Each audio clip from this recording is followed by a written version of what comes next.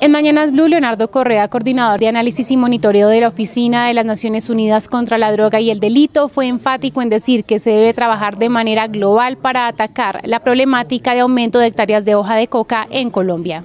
Esto en Colombia es la respuesta a una dinámica global y se necesita atender con una visión de dinámica global. Necesitamos mejorar la forma como se hace el trabajo, pero sobre todo mejorar la forma como medimos el éxito. Yo creo que hay un problema cuando solamente pensamos que las hectáreas de coca son el indicador clave. En realidad, lo que deben los países procurar es que la cocaína esta no llegue a los mercados de consumo.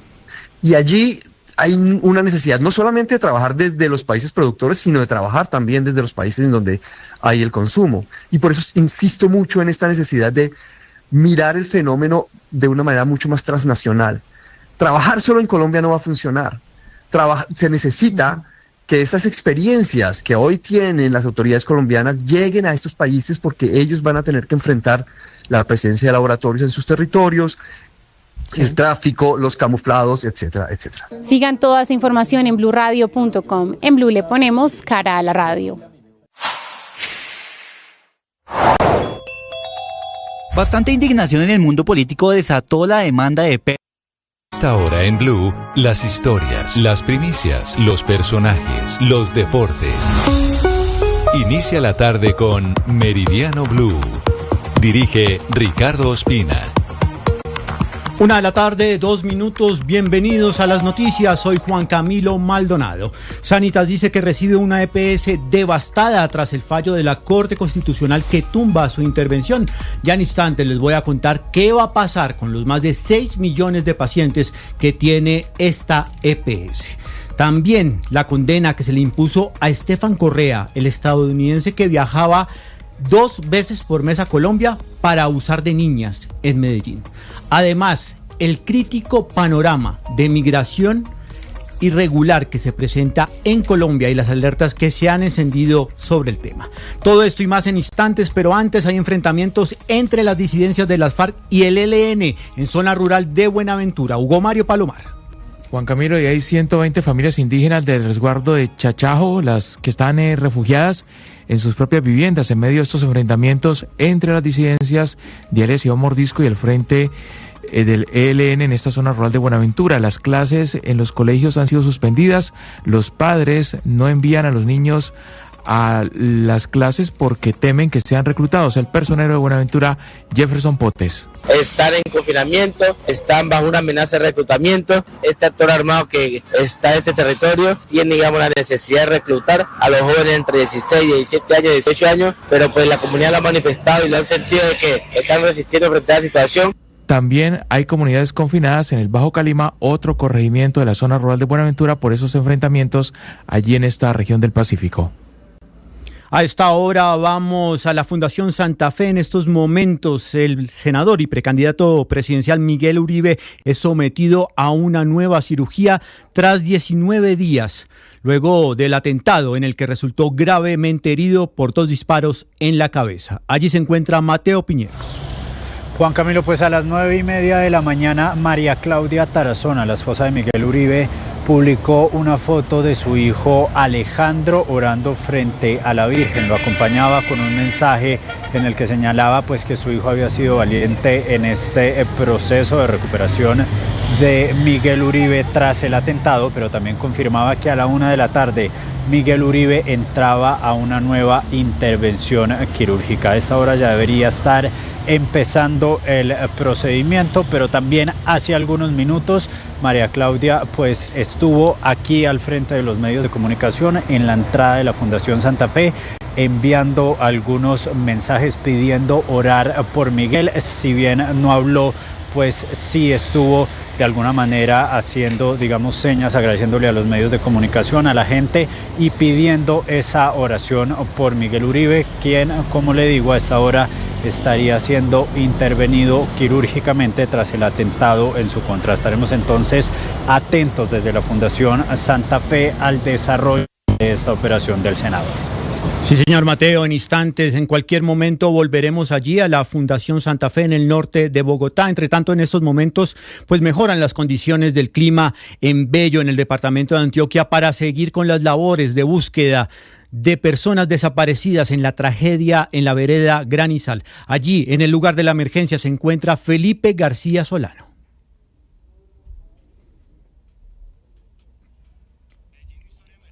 Trabajos Bello. A esta hora y desde la parte alta de la montaña donde se registró la avalancha en la vereda Granizal, continúan las labores de búsqueda de las 8 personas reportadas como desaparecidas. De momento, y a pesar de las lluvias en las últimas horas, continúan allí más de 300 personas realizando los trabajos de extracción de todo el terreno que se movió. Se estima que son 60.000 metros cúbicos de tierra. Es decir, es como llenar cerca de 9 estadios completo con todo este material que cayó sobre 21 viviendas. El reporte hasta ahora sigue siendo de 16 personas fallecidas acá en esta zona del norte del Valle de Aburrá.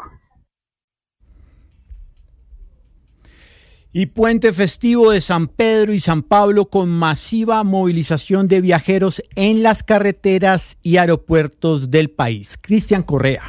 Juan Camilo, por lo menos 4 millones de vehículos se estarán movilizando por los principales corredores viales del país, así como por las vías menos populares. Por esto, el fin de semana de puente festivo de las fiestas de San Pedro y San Pablo, las autoridades tienen puesta la vigilancia, especialmente en los departamentos donde hay alertas por las lluvias que se han presentado en los últimos días. El teniente coronel Germán Gómez es el subdirector de Tránsito y Transporte de la Policía Nacional y explica precisamente cuáles son esas regiones del país con alertas por las lluvias. Tener en cuenta que tenemos una afectación climática en 3 departamentos a nivel nacional, como lo es en Antioquia, Nariño y Risaralda, unos cierres totales en algunos ejes viales. Sin embargo, hay que estar monitoreando todos los departamentos a nivel nacional y todas las vías, porque este fin de semana, de acuerdo a la idea, pues se van a estar presentándose lluvias en algunos corredores viales, lo cual es de especial atención para nosotros, con el fin de estar monitoreando cómo están las vías y poder dar información de primera mano a todos los usuarios viales. La recomendación de las autoridades es mantenerse atentos al numeral 767, donde en este momento, por ejemplo, reportan cierre preventivo en la vía Calarcá-Cajamarca. Hay también problemas de movilidad en la vía Mojarras-Popayán. Más temprano también se reportaron incidentes en la vía Puerto López a Puerto Gaitán y también en la vía Bogotá a Villeta. Esta es la herramienta de información más oportuna para que las personas conozcan el estado de las vías, Juan Camilo. Cristian, en Bogotá habrá operativos especiales de seguridad el domingo. ¿Por qué?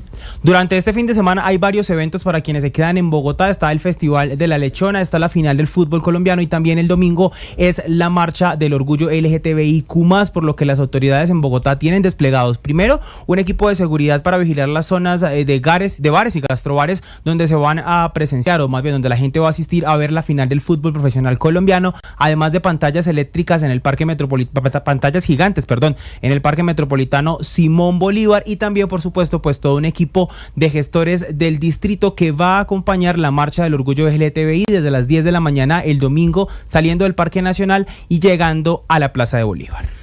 Vamos a Cartagena. Marcela Peña, terminó el Congreso de Andesco y le voy a hacer una pregunta totalmente alejada de esto. ¿Usted hasta qué horas rumbea? Tempranito, como la Cenicienta, hasta las 12. Hasta las 12, pero está en Cartagena. ¿Hasta qué horas es la rumba ya? A uno lo sacan del sitio a las 3:30 de la mañana. Entonces sí se fue a rumbear, vea, para que quede constancia. Eso fue trampa. Eso fue tramposo, sí. Ahí la hicimos caer, Marce. Cristian, ¿qué va a pasar con la rumba en Bogotá? Yo estoy confundido. Sí, yo señora. que soy el más rumbero y me quedo siempre hasta el amanecer. ¿Qué hago ahorita? ¿Me quedo hasta las 3? ¿Salgo a las 3? ¿Qué hago? Hay un nuevo decreto con horarios para la rumba en Bogotá. Reafirma el horario habitual que venía hasta las 3 de la mañana, pero trae una particularidad, y es que el distrito ahora va a tener hasta 90 días para definir unas zonas de rumba extendida. Es decir, zonas en Bogotá que delimitarán para que la rumba vaya hasta las 5 de la mañana, y según lo que explican las autoridades, pues buscan es contrarrestar con esto la rumba ilegal que se genera en los conocidos y populares amanecederos, por lo que las autoridades ahora también podrán tener los focos puestos sobre unas zonas específicas específicas de rumba extendida que tienen hasta 90 días para determinar las autoridades en Bogotá cuáles van a ser esas zonas. Que eran los que funcionaban como sindicatos. Bajo esa figura no podían cerrarlos, no podían sacar a la gente porque como eran sindicatos podrían seguir operando todas las noches. Efectivamente, cuando descubren toda esta situación, pues se dan cuenta que hay que hacer algo frente al horario de la rumba y definen que esta es, según los análisis del distrito, pues la mejor estrategia para contrarrestar esta rumba ilegal. Marcela, ¿usted ha estado en un sindicato hasta las 7 de la mañana? No. Rumbeando, solo en la CGT. No. Haciendo guardia. Ay, qué horror. Marce, ¿cómo está el dólar hoy? Luego de ese golpe financiero que nos pegaron las calificadoras de riesgo. Pues para seguir con los términos fiesteros, está enguayabado. Subió hoy hasta los 4.086 pesos. Ayer habíamos tenido un precio promedio cercano a los 4.050 pesos. Hoy alcanzamos ese máximo de 4.088 pesos. El dólar de las compras del fin de semana va a estar cerca de los 4.066. Hay que decir que varios inversionistas ya, hasta más bien muchos, estaban esperando ya esas noticias de las calificadoras. Así que buena parte del golpe nos lo habían dado antes. Pero venga, Marce, no sea tan pesimista. Hoy llegó un buen golpe para el bolsillo y es la prima. Pues para algunos ya no la pagaron. Sí. ¿Hasta cuándo tienen plazo? Que nos pone feliz. ¿Hasta cuándo tienen plazo de pagarla? Hasta el 30 de junio, esta es la prima de servicios, la prima de mitad de año, es la mitad del salario si usted trabajó desde enero. Si no trabajó desde enero, sino que entró a trabajar después, le hacen el cálculo proporcional para que se la paguen y se la entreguen junto con el sueldo. ¿Usted ya sabe en qué la va a gastar? Sí, tengo varios planes.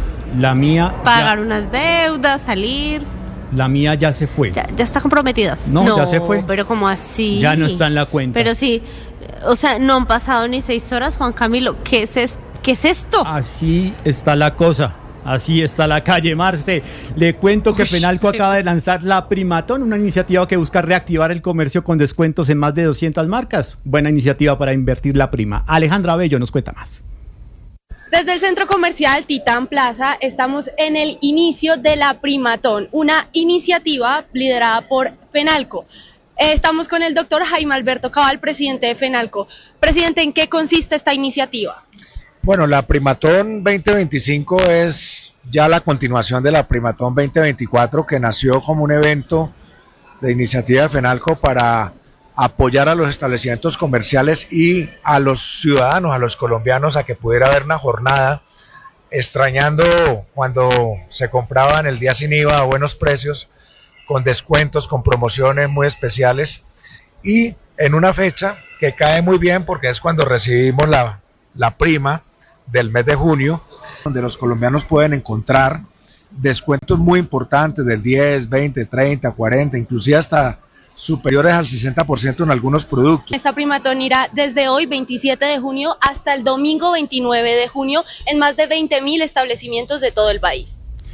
Y de las primas, del pago de la prima, pasamos a las horas extras, pero no a las que nos pagan por cuenta de la reforma laboral, sino a las sesiones extras que está convocando para hoy, viernes de Puente de San Pedro y San Pablo, en la Cámara de Representantes para el debate de la reforma laboral. Marcela Peña, ¿posibilidades de que vayan los congresistas hoy? No, pues a menos que les pongan traguito o algo, porque a esta hora niños en vacaciones, puente festivo, recién pagadita la prima. Si usted ya se la gastó, calcule lo que reciben los congresistas, o sea, no sé.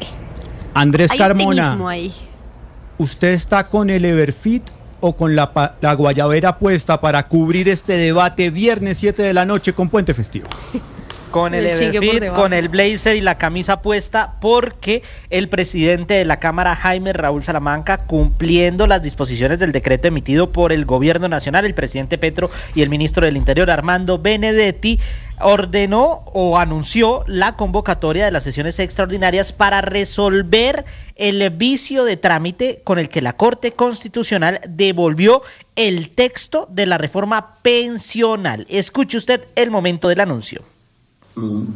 Y mi deber como presidente de la Cámara es acatar este decreto presidencial y convocar a los congresistas para que sesionemos desde el día de hoy a partir de las 7 de la noche y hasta que ellos decidan según las decisiones que en su autonomía puedan tomar. Si deciden acoger el texto de Cámara, que es por donde se inicia.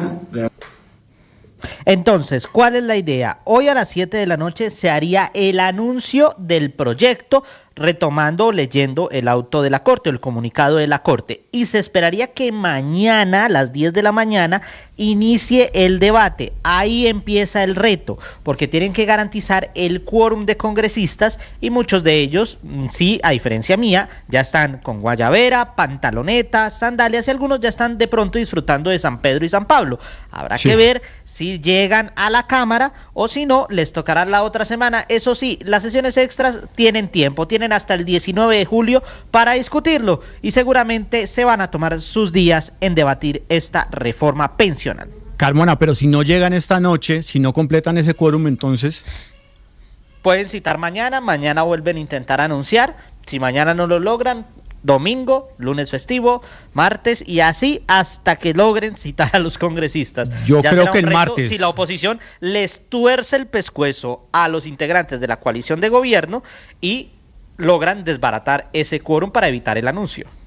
Bueno, Andrés, pendiente todo el puente de guardia esperando a los congresistas en la Cámara de Representantes. 1:17 p.m. Panorama mundial. Recorremos el mundo a través de la información con César Moreno. Hola, muy buenas tardes y empezamos en Ucrania. Las fuerzas rusas lanzaron 363 drones Shahed, esto es con ayuda iraní, y drones Señuelo, así como 8 misiles contra Ucrania durante la noche. Las defensas ucranianas detuvieron todos los drones excepto 4 y derribaron 6 misiles de crucero. 2 de ellos causaron estragos en Dnipro, con daños materiales, 5 muertos y varios heridos. El sur de Francia enfrenta temperaturas de hasta 44 grados Celsius de día y 27 grados en la noche, en el marco de una dura ola de calor que afectará también el fin de semana a Italia, que ya está en alerta roja, España y Portugal. Las autoridades se encuentran movilizadas para evitar los incendios y recomendar a los ciudadanos que adopten sus horarios de trabajo, que vayan a la sombra, que usen el aire acondicionado para evitar los golpes de calor. Y el presidente Donald Trump dice que Irán está listo para volver a la mesa de negociaciones sobre el asunto nuclear, pero si el régimen de los ayatolás vuelve a enriquecer uranio, Estados Unidos no dudará en atacar sus instalaciones. Would you consider bombing the country again? Without question, absolutely. Y por último, 3 importantes decisiones de la Corte Suprema de Estados Unidos. De ahora en adelante se va a exigir, esa es la primera, que los sitios web pornográficos verifiquen la edad de sus usuarios. Esto para proteger a los niños del acceso a este contenido. La segunda decisión del máximo tribunal norteamericano es que le otorgó al presidente Donald Trump una importante victoria, limitar la facultad de jueces federales para bloquear decisiones de su administración que consideran ilegales. El argumento es simple, probablemente estos tribunales inferiores exceden la autoridad equitativa que el Congreso ha otorgado a los tribunales federales. Y la tercera y última, la Corte Suprema también dictaminó que los padres pueden retirar a sus hijos de las clases de las escuelas públicas que utilizan libros de cuentos LGBTQ+. El alto tribunal dio un paso más en su revolución conservadora con este fallo que prima las convicciones religiosas sobre la educación en la diversidad.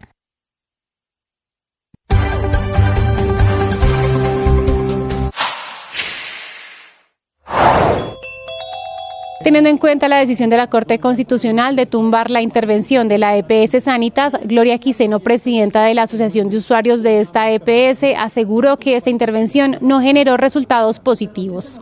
La intervención no ha sido buena para nada, para nada. Nosotros teníamos una interlocución con el grupo en que resolvíamos problemas. Con la intervención todo es más difícil, todo se agravó, aunque los procesos de Sanitas, digamos, toda la contratación, los procesos eran muy fuertes y eso, digamos, hay un deterioro, pero no, los servicios se están prestando, digamos, las cirugías con demoras, con más demoras. Si antes una cirugía se demoraba 3 meses, hoy se demora 5 o 6, pero se está prestando el servicio. El problema nuestro es medicamentos, que además de lo desabastecidos, tenemos el problema de que los nuevos operadores no están funcionando y hay una crisis en salud en esos departamentos muy graves por la improvisación en que se hizo ese cambio. Entonces, digamos que la intervención ha sido mala porque si usted no tiene el medicamento, pues no resuelve el problema de su salud. Sigan esa información en bluradio.com. En Blue le ponemos cara a la radio. Polémica por la redacción del artículo 14 de la reforma laboral. Varios abogados laboralistas están diciendo que se abre la puerta a que las empresas dejen de pagar recargos dominicales, porque el día de descanso obligatorio podría trasladarse para cualquier momento de la semana y no solamente para los sábados y domingos, como decía la ley anteriormente. El experto en derecho laboral, Felipe Vargas. Significa que el empleador puede establecer que el día de descanso obligatorio no sea el domingo, sino el lunes. Hemos hecho cuenta y se podrían estar perdiendo alrededor de 11 festivos.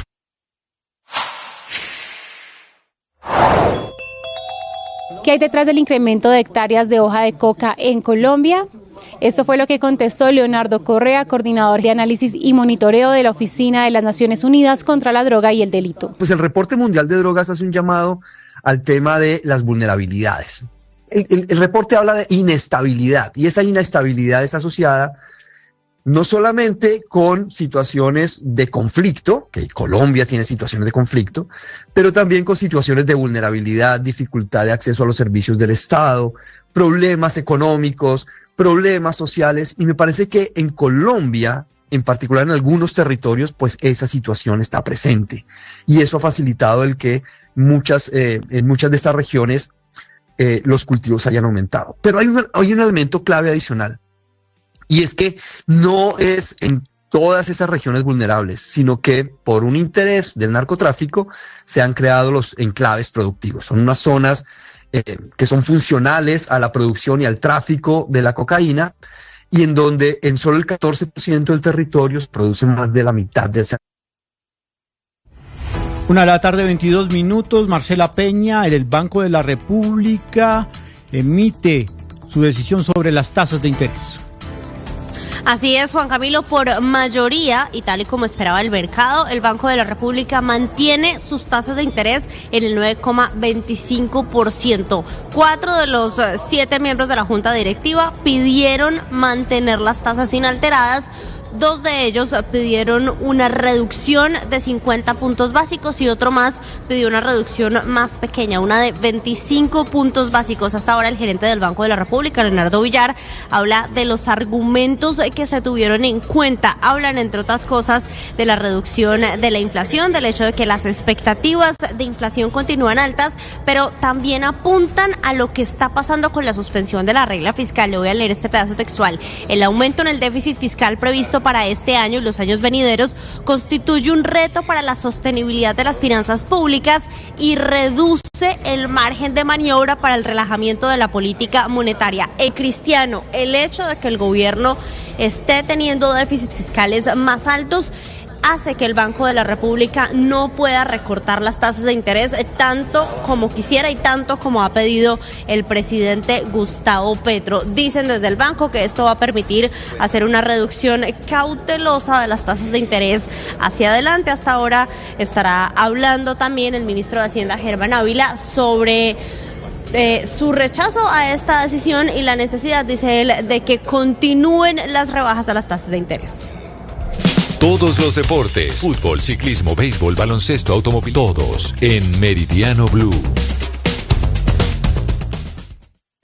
Y nos preparamos para lo que va a ser un gran fin de semana lleno de fútbol en el planeta, en varios lugares del mundo de manera importante, más allá de que el domingo todos tenemos claros que se va a jugar la gran final del fútbol en Colombia. Sabemos que a partir de las 6 de la tarde, hora de nuestro país, van a jugar Independiente Medellín y Santa Fe en el estadio Atanasio Girardot. Ahí se va a jugar la vuelta, se va a definir quién es el campeón del fútbol colombiano. Recordemos que igualaron 0-0 en la capital del país.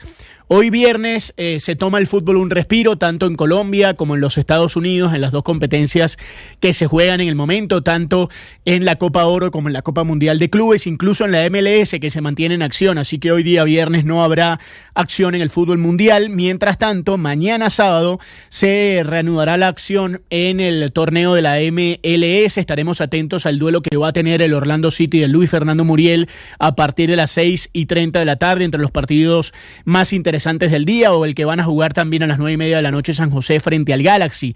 Mañana habrá definición en la Copa Oro. Este día sábado, recordemos, va a jugar la selección de Honduras de Reinaldo Rueda a las 6:15 de la tarde frente a Panamá, partidazo de las jornadas finales de esta Copa Oro, y van a jugar México y Arabia Saudita a partir de las 9 de la noche. También habrá definición en el Mundial de Clubes a las 11 de la mañana de este sábado, Palmeiras frente a Botafogo en el duelo brasilero, y a las 3 de la tarde Benfica frente a Chelsea. Eso será el sábado. El domingo, repetimos, van a jugar Medellín y Santa Fe a las 6 de la tarde, pero también se van a jugar partidos como el que van a jugar a las 3 de la tarde Canadá y Guatemala, y Estados Unidos Costa Rica a las 6 en la definición de la Copa Oro.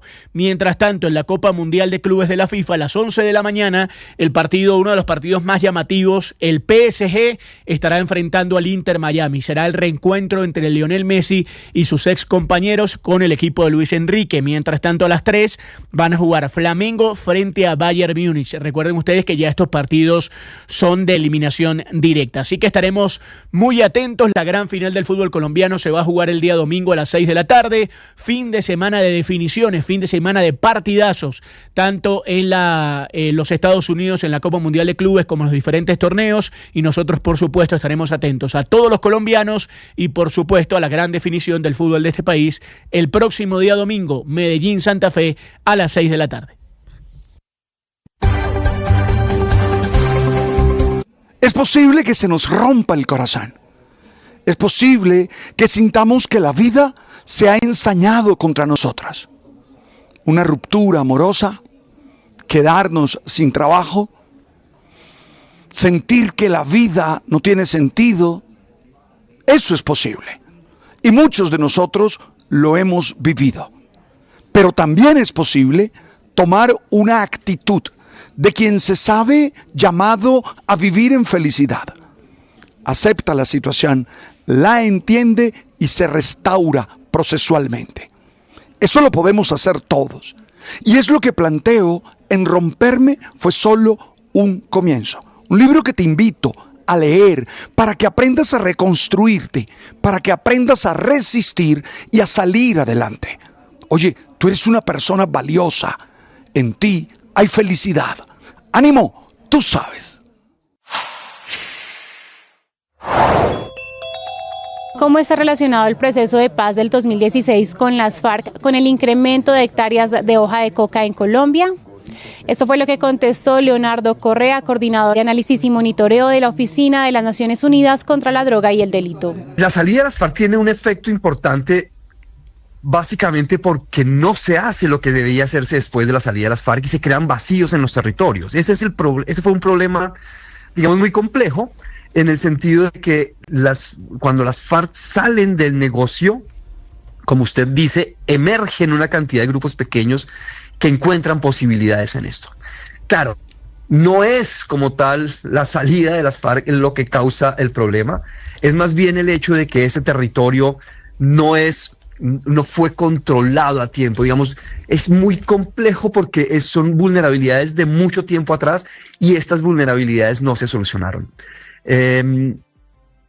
Nosotros hemos encontrado un efecto importante respecto al modelo comparando el modelo de las FARC antiguas con el modelo de estos grupos emergentes, porque las FARC tenían un interés en controlar territorios, en hacer presencia en territorios, y estos grupos tienen básicamente un interés en generar ingresos en el negocio. Para una mejor experiencia con esos contenidos, suscríbanse a nuestro canal de YouTube. En Blue le ponemos cara a la radio. Jalón de orejas para Colombia esta mañana con dos duros golpes de las muy temibles calificadoras de riesgo. De un lado, Moody's, que ayer nos pasó la cuchilla, nos bajó la calificación crediticia y nos dejó a un notch, es decir, a nada de quitarnos el grado de inversión. Y de otro lado, Standard & Poor's, que desde hace 4 años ya nos quitó ese grado de inversión, pero que ayer también volvió a pasar la cuchilla tras la decisión. Es lo que usted debe saber a esta hora en Meridiano Blue. Estefan Correa, el pederasta que viajaba 2 veces por mes a Colombia para abusar de niñas en Medellín, y ciudadano estadounidense que fue arrestado en un aeropuerto de Miami con 9 celulares que contenían grabaciones de abusos sexuales, fue condenado a cadena perpetua en la Florida. Los detalles con Juan Esteban Quintero. Durante años, Estefan Correa pasó desapercibido, estadounidense profesional de la salud y residente en Miami. Sin levantar sospechas, realizaba frecuentes viajes a Colombia, hasta que un día, en abril de 2024, fue detenido antes de embarcar en otro vuelo. Ese trayecto, que parecía rutinario, sería el último. La investigación del Departamento de Justicia de Estados Unidos reveló un patrón inquietante. Correa viajó al menos 45 veces a Colombia entre 2022 y 2024, y en ese tiempo las autoridades lo vincularon con conductas graves que vulneraban los derechos de más de 25 menores con prácticas como abuso sexual. Las pruebas fueron contundentes. Se encontraron por lo menos 9 celulares que tenían contenido pornográfico de niños entre los 9 y 15 años, pero además se pudo establecer que pagaba cuantiosas sumas de dinero para acceder carnalmente a niñas también de esas edades. El proceso penal avanzó con rapidez, y es por esto que un juez federal decidió condenarlo a cadena perpetua en la Florida. Recientemente, el alcalde de Medellín, Federico Gutiérrez, se había encontrado con autoridades de ese país para definir una agenda de cooperación internacional y evitar la explotación sexual infantil.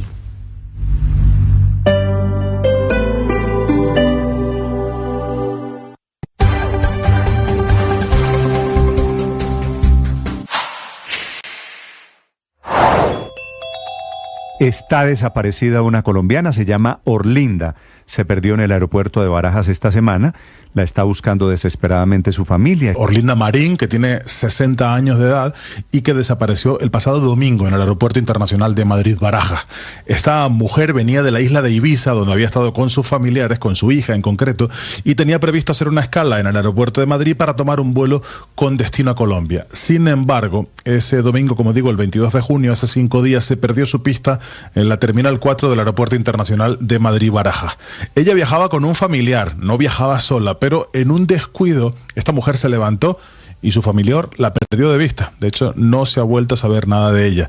La policía del aeropuerto ha revisado las cámaras de seguridad del aeropuerto de Madrid-Barajas y vio cómo doña Orlinda hablaba con una empleada de la limpieza del aeropuerto. Han interrogado a esa empleada y esta mujer lo que les ha dicho es que doña Orlinda le había pedido dónde podía tomar un taxi, dónde podía hacerse con un taxi, pero la empleada de la limpieza le indicó dónde era, pero dice que le pareció en todo momento que esta mujer estaba desorientada y que no sabía bien dónde se encontraba. Su familia la está buscando desde el domingo pasado, no tiene documentación encima, no tiene teléfono, ni dinero, ni tampoco la medicación que debería tomar cada día. Las autoridades españolas han batido la zona alrededor del aeropuerto y ahora mismo los esfuerzos se centran en ubicarla en un sitio llamado Alcobendas.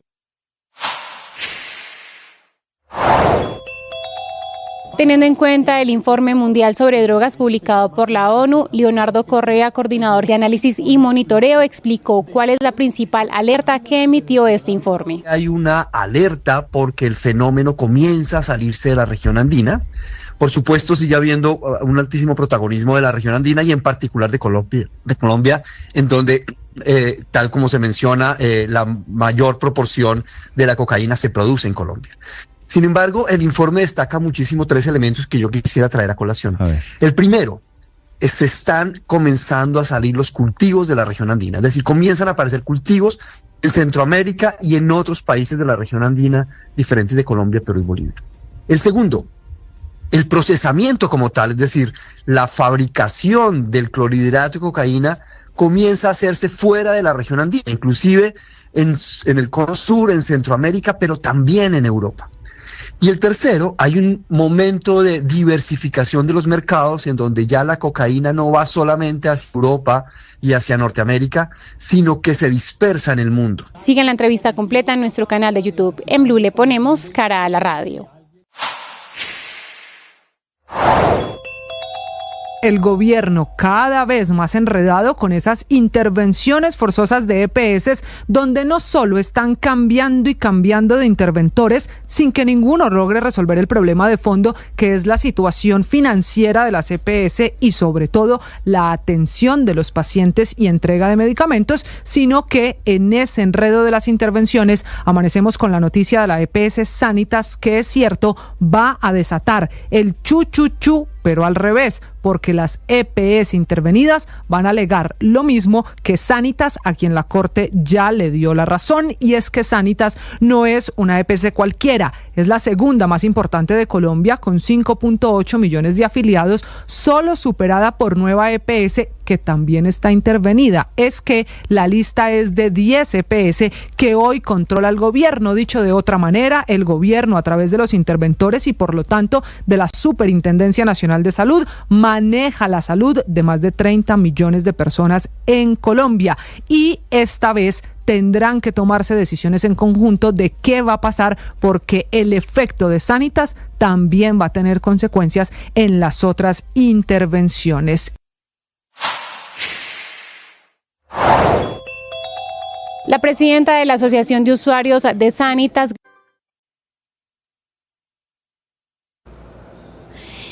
y la española Keralty está diciendo que recibe la EPS Sanitas después de la intervención del gobierno nacional en un estado calamitoso. Por supuesto, hay preocupaciones para los usuarios sobre lo que se viene de aquí en adelante en materia de atención en salud. Cristian Correa nos cuenta. Marcela, celebran la decisión desde el grupo Keralty, pero sí reconocen y la ven como una intervención ilegal y además premeditada. Ahora están esperando pronto conocer el fallo completo de la Corte Constitucional, y con base en eso pues empezar el proceso de recuperación. El abogado Juan David Riveros es el representante legal del grupo Keralty.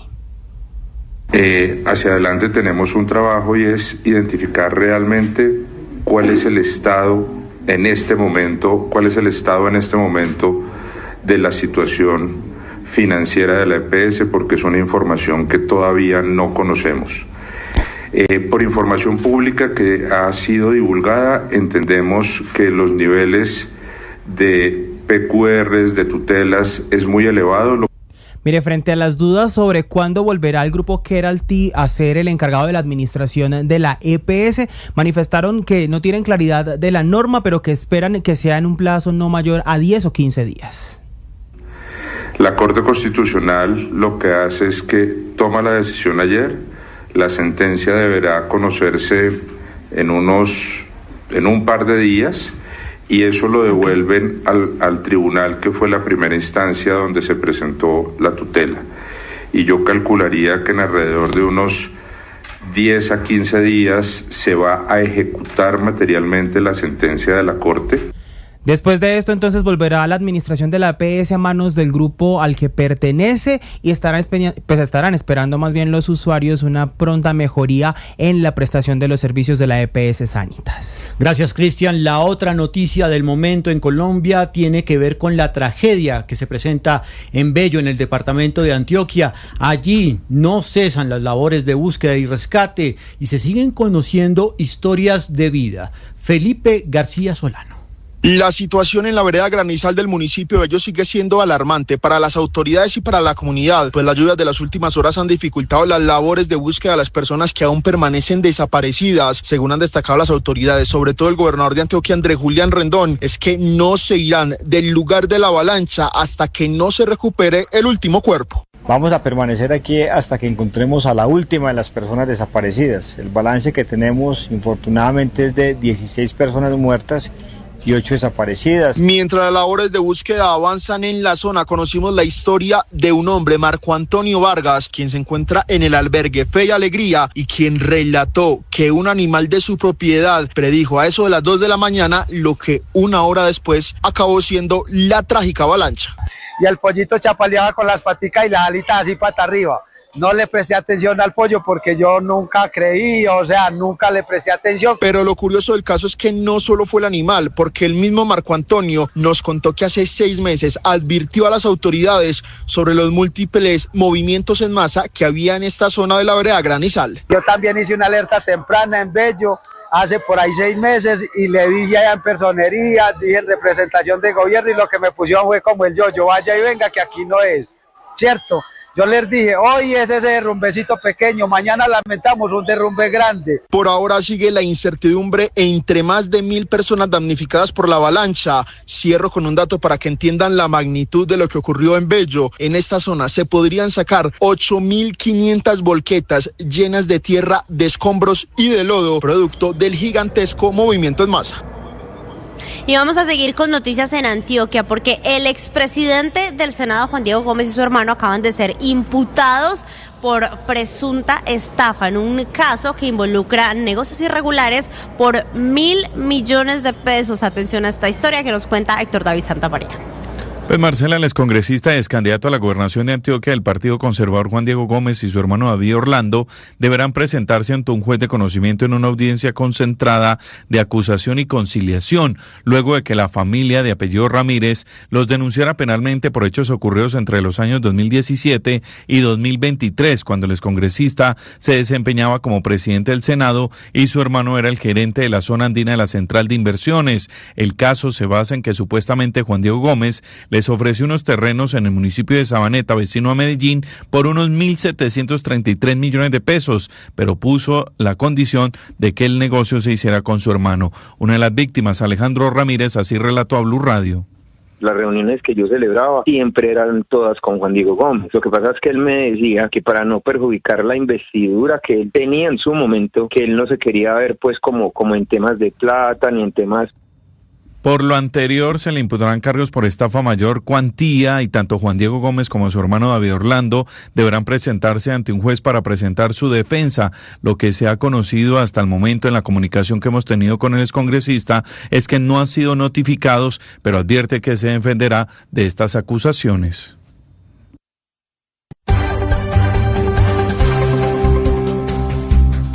En el libro Romperme fue solo un comienzo. Hablo del 2199, que creo todos tenemos, y ese lugar desde el cual nos reconstruimos. Ahí nos encontramos con nosotros mismos, revisamos nuestras relaciones y trascendemos al encuentro con Dios. El 2199 es una experiencia muy personal, pero muy bendecida para todos. De hecho, hoy, en el oracional El Man está vivo, ese es el tema. Te invito a leerlo para que descubras de qué se trata. ¡Ánimo! Tú sabes. En Mañanas Blue, Leonardo Correa, coordinador de análisis y monitoreo de la Oficina de las Naciones Unidas contra la Droga y el Delito, fue enfático en decir que se debe trabajar de manera global para atacar la problemática de aumento de hectáreas de hoja de coca en Colombia. Esto en Colombia es la respuesta a una dinámica global y se necesita atender con una visión de dinámica global. Necesitamos mejorar la forma como se hace el trabajo, pero sobre todo mejorar la forma como medimos el éxito. Yo creo que hay un problema cuando solamente pensamos que las hectáreas de coca son el indicador clave. En realidad, lo que deben los países procurar es que la cocaína esta no llegue a los mercados de consumo. Y allí hay una necesidad no solamente de trabajar desde los países productores, sino de trabajar también desde los países en donde hay el consumo. Y por eso insisto mucho en esta necesidad de mirar el fenómeno de una manera mucho más transnacional. Trabajar solo en Colombia no va a funcionar. Se necesita que esas experiencias que hoy tienen las autoridades colombianas lleguen a estos países, porque ellos van a tener que enfrentar la presencia de laboratorios en sus territorios, el tráfico, los camuflados, etcétera, etcétera. Sigan toda esa información en bluradio.com. En Blue le ponemos cara a la radio. Bastante indignación en el mundo político desató la demanda de pérdida de investidura en contra del senador Miguel Uribe Turbay presentada en el Consejo de Estado. Habla la senadora Paloma Valencia. Lo más bajo que hemos visto es que mientras está luchando por su vida, haya quienes pretenden quitarle la curul. Creo que cada uno saca en los momentos difíciles lo que tiene en su corazón. El senador por el Centro Democrático, Nicolás Echeverry. Parece un acto completamente inhumano. 1:44, Marcela, sin decirme la edad, ¿usted se acuerda de un señor que aparecía en televisión y decía, péguese la rodadita? Me acuerdo de su voz, pero no de su cara. me acuerdo de la voz, pero de la cara no. Pues mire, cientos de personas están pegándose la rodadita a Neiva, que se alista para vivir un fin de semana lleno de folclor, cultura y tradición en el marco del Festival del Bambuco. Silvia Lorena Artunduaga. Sanjuaneros, reinas, comparsas y mucho folclor hacen parte del Festival del Bambuco en San Juan y San Pedro, que culminará este domingo con el gran desfile folclórico. En el evento participarán las 21 candidatas al reinado nacional del Bambuco, del cual saldrá elegida la nueva soberana nacional. Adriana Rojas, directora de Corpo San Pedro. Tenemos encuentros, concursos allá en la tarima cultural en el centro de convenciones. Vamos a tener el desfile folclórico de nuestras reinas nacionales. Vamos a tener calle del festival. Invitarlos para que se peguen la rodadita, que disfruten de todo nuestro Festival del Bambuco. Para garantizar la seguridad de propios y visitantes, se ha dispuesto de un robusto operativo que incluye el despliegue de 1.000 policías, además del apoyo del Ejército Nacional y la Fuerza Aeroespacial Colombiana. Rodrigo Villalba Mosquera, gobernador. Reforzamos el pie de fuerza de la policía con 1.000 hombres en Neiva, y también hay unidades del Ejército, pero también hay una aeronave de la Fuerza Aeroespacial que nos va a ayudar a la vigilancia en la ciudad de Neiva. Pero la programación no es solo en Neiva, por eso la invitación también es a Pitalito, donde se realiza el Festival Folclórico Laboyano y Reinado Sur Colombiano de Integración, a Garzón, que se viste de fiesta con el Reinado Departamental de la Alegría, y a La Plata, a disfrutar el Festival Folclórico y Sanpedrino, hoy Patrimonio Inmaterial del departamento. Pero la rodadita, Silvia, es para ir a pasear, para ir a disfrutar de los sitios, no para ir a hacer barbaridades. Doña Ingel de la Rosa, ¿cómo así que hay una turista extranjera ganándose fama en redes sociales por comer iguana? La señora no sabe que la iguana es un animalito silvestre en vía de extinción. ¿Usted me quiere explicar qué es lo que está pasando? Claro que sí, Marcela. Mire, es que toda una polémica es la que ha suscitado la influencer Sari la Italiana en su paso por Valledupar. La turista extranjera decidió vivir unos meses en Colombia para descubrir y crear contenido sobre nuestros paisajes, cultura y gastronomía, así que incluyó a la capital mundial del vallenato como uno de los destinos imperdibles, sin sospechar que allí el deseo de probar un plato exótico la haría incurrir en un delito. Y es que mientras disfrutaba de un baño a orillas del río Guatapurí, la italiana decidió comer carne de iguana desmechada, un plato que le sirvieron acompañado de bollo limpio, y el cual degustó y promocionó en sus redes sociales como toda una exquisitez. Iguana en coco aquí en Valledupar. Literalmente yo quería probar iguana desde muchísimo tiempo. Súper sabrosa. Es literalmente tipo un pollo.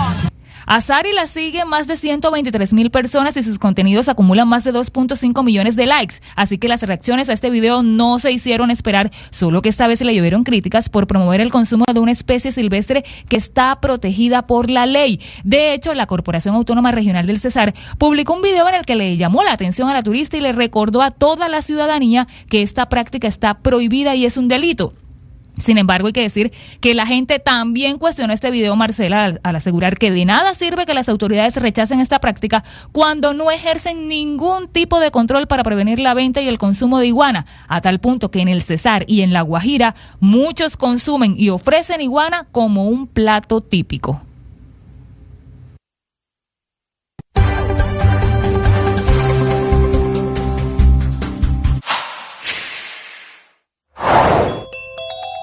Teniendo en cuenta la decisión de la Corte Constitucional de tumbar la intervención de la EPS Sanitas, Gloria Quiseno, presidenta de la Asociación de Usuarios de esta EPS, aseguró que esta intervención no generó resultados positivos. La intervención no ha sido buena para nada, para nada. Nosotros teníamos una interlocución con el grupo en que resolvíamos problemas. Con la intervención todo es más difícil, todo se agravó, aunque los procesos de Sanitas, digamos, toda la contratación, los procesos eran muy fuertes y eso, digamos, hay un deterioro, pero no, los servicios se están prestando, digamos, las cirugías con demoras, con más demoras. Y antes una cirugía se demoraba 3 meses, hoy se demora 5 o 6, pero se está prestando el servicio. El problema nuestro es medicamentos, que además de lo desabastecidos, tenemos el problema de que los nuevos operadores no están funcionando y hay una crisis en salud en esos departamentos muy graves por la improvisación en que se hizo ese cambio. Entonces, digamos que la intervención ha sido mala porque si usted no tiene el medicamento, pues no resuelve el problema de su salud. Sigan esta información en BluRadio. Desbloqueó más de 340.000 millones de pesos para garantizar el funcionamiento de las fuerzas militares luego de la alerta de desfinanciación que lanzó la Contraloría General. Rocío Franco. Tras el anuncio del Contralor de la desfinanciación del sector defensa, la Procuraduría reveló que tras una mesa adelantada en las últimas horas entre el Ministerio de la Defensa, el Ministerio de Hacienda y miembros de las fuerzas militares, el gobierno se comprometió a garantizar su operatividad durante el 2025. En este sentido, se anunció que se desbloqueará inicialmente una suma de 346.000 millones de pesos como parte del billón requerido para el funcionamiento de las fuerzas militares y de policía hasta diciembre. Se ha señalado que en las próximas horas el presidente Gustavo Petro firmaría este decreto, pero además el Ministerio de Hacienda ha señalado que llevará al CONFIS la solicitud de desbloqueo de 90.000 millones de pesos adicionales, mientras que el despacho de la Procuraduría realiza el seguimiento al cumplimiento de estos requisitos. La Procuraduría señala que es alarmante la situación de desfinanciación del sector defensa, por lo que se señala que no se puede afectar esta operatividad y se tienen que hacer todos los esfuerzos para evitar que se paralice este sector de vital importancia que asegura todo lo que tiene que ver con la operatividad de la fuerza pública. Recorramos el mundo en Meridiano Blue. 1:51 p.m. en Colombia y en el Medio Oriente. Se cumple un mes desde que se instauró el sistema militarizado de repartición de comida en la Franja de Gaza. El récord es vergonzoso. 579 personas tiroteadas mientras iban simplemente a buscar comida. Silvia Carrasco. Solo hoy ya se cuentan 72 muertos en la Franja de Gaza para superar ya las 55.331 vidas perdidas, muchas de ellas tiroteadas mientras iban en busca de alimento. Desde hace un mes, Israel autoriza y apoya la distribución centralizada y militarizada de la Fundación Humanitaria de Gaza, una organización que también cuenta con el respaldo y financiamiento de Estados Unidos. Desde finales de mayo, cuando se puso en marcha esta fundación, 579 palestinos han muerto tiroteados e incluso bombardeados cuando hacían fila por comida, y otros casi 4.000 han resultado heridos, según Médicos Sin Fronteras. De hecho, esta misma organización, Médicos Sin Fronteras, ha calificado el plan de distribución de ayuda humanitaria de masacre disfrazada de ayuda humanitaria.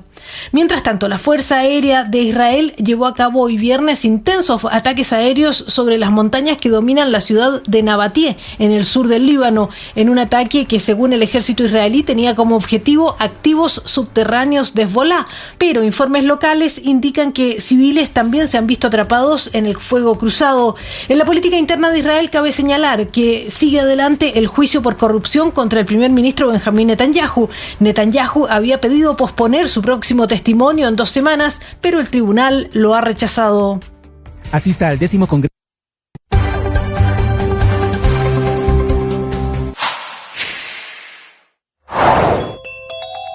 ¿Cómo está relacionado el proceso de paz del 2016 con las FARC con el incremento de hectáreas de hoja de coca en Colombia? Esto fue lo que contestó Leonardo Correa, coordinador de análisis y monitoreo de la Oficina de las Naciones Unidas contra la Droga y el Delito. La salida de las FARC tiene un efecto importante básicamente porque no se hace lo que debía hacerse después de la salida de las FARC y se crean vacíos en los territorios. Ese fue un problema, digamos, muy complejo, en el sentido de que cuando las FARC salen del negocio, como usted dice, emergen una cantidad de grupos pequeños que encuentran posibilidades en esto. Claro, no es como tal la salida de las FARC lo que causa el problema, es más bien el hecho de que ese territorio no fue controlado a tiempo, digamos, es muy complejo porque son vulnerabilidades de mucho tiempo atrás y estas vulnerabilidades no se solucionaron. Nosotros hemos encontrado un efecto importante respecto al modelo comparando el modelo de las FARC antiguas con el modelo de estos grupos emergentes, porque las FARC tenían un interés en controlar territorios, en hacer presencia en territorios, y estos grupos tienen básicamente un interés en generar ingresos en el negocio. Para una mejor experiencia con esos contenidos, suscríbanse a nuestro canal de YouTube. En Blue le ponemos cara a la radio. Jalón de orejas para Colombia esta mañana con 2 duros golpes de las muy temibles calificadoras de riesgo. De un lado Moody's, que ayer nos pasó la cuchilla, nos bajó la calificación crediticia y nos dejó a un notch, es decir, a nada de quitarnos el grado de inversión. Y de otro lado Standard & Poor's, que desde hace 4 años ya nos quitó ese grado de inversión, pero que ayer también volvió a pasar la cuchilla tras la decisión de Moody's y nos redujo la calificación de los bonos soberanos de largo plazo. Seguimos a esta hora en Meridiano Blue, pero es hora de hacer una invitación al Festival del Bambuco, una de las fiestas folclóricas más importantes de Colombia, el Festival del Bambuco en San Juan y San Pedro.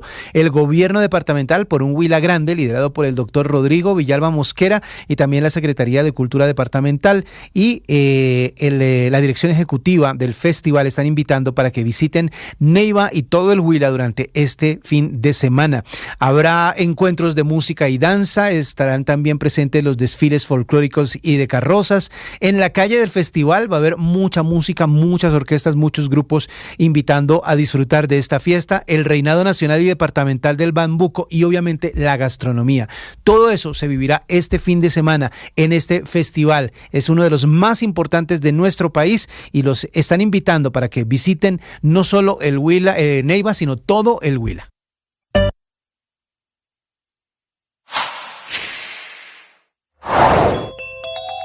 Jalón de orejas para Colombia esta mañana con 2 duros golpes de las muy temibles calificadoras de riesgo. De un lado Moody's, que ayer nos pasó la cuchilla, nos bajó la calificación crediticia y nos dejó a un notch, es decir, a nada de quitarnos el grado de inversión. Y de otro lado Standard & Poor's, que desde hace 4 años ya nos quitó ese grado de inversión, pero que ayer también volvió a pasar la cuchilla tras la decisión de Moody's y nos redujo la calificación de los bonos soberanos de largo plazo de W+ a W a secas, es decir, dejándonos además de todo con perspectiva negativa, letra escarlata e INRI en la frente, que palabras más, palabras menos significa que la cosa está muy peluda y que tiende a empeorar. Ello tras la suspensión del gobierno de la regla fiscal por los próximos 3 años, quedando el endeudamiento sin palo que lo tranque y llegando este año al 62%, así como también permitiendo que el déficit fiscal se dispare en un 40% y pase de 5.1 a 7.1% del Producto Interno Bruto del país. Banderas rojas que motivaron en las últimas horas el castigo de Moody's y de Standard & Poor's. No obstante, el presidente Gustavo Petro se lo atribuye todavía al hundimiento de la ley de financiamiento, reforma tributaria por 12 billones de pesos que le hundió en diciembre el Congreso ante un presupuesto que por primera vez en la historia venía desfinanciado desde un comienzo y cuyo roto se ha venido acrecentando en medio de las muy irreales proyecciones de recaudo tributario.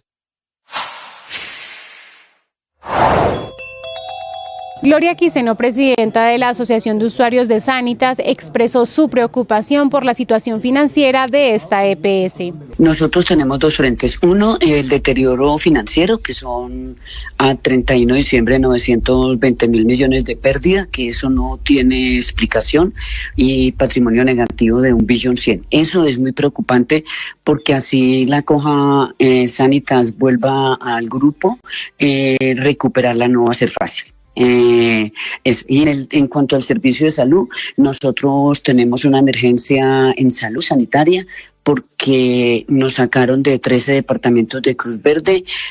No es porque nos hayan sacado de Cruz Verde, sino que los operadores que entraron no tienen ni los recursos ni la operatividad y llevamos pacientes de diabéticos, hipertensos, con más de 6 meses sin que les entreguen un medicamento. Sigan toda esa información en nuestro canal de YouTube. En Blue le ponemos cara a la radio.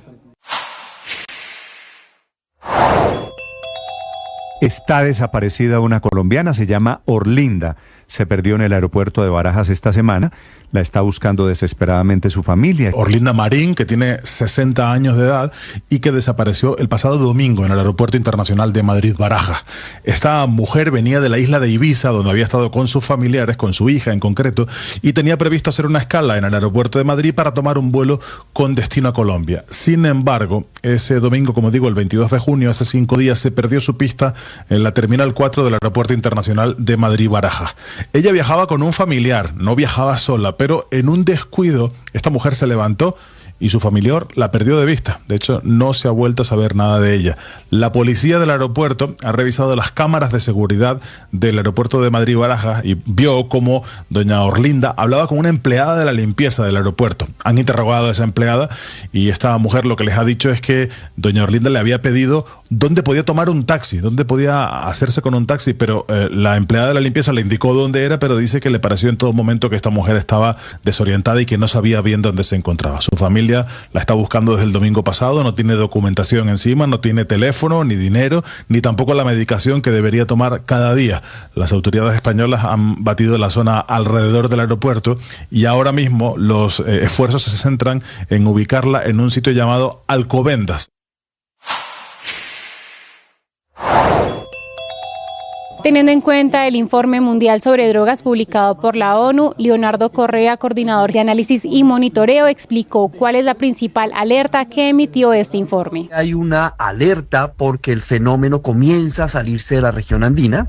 Por supuesto, sigue habiendo un altísimo protagonismo de la región andina y en particular de Colombia, en donde, tal como se menciona, la mayor proporción de la cocaína se produce en Colombia.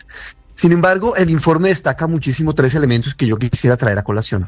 El primero, se están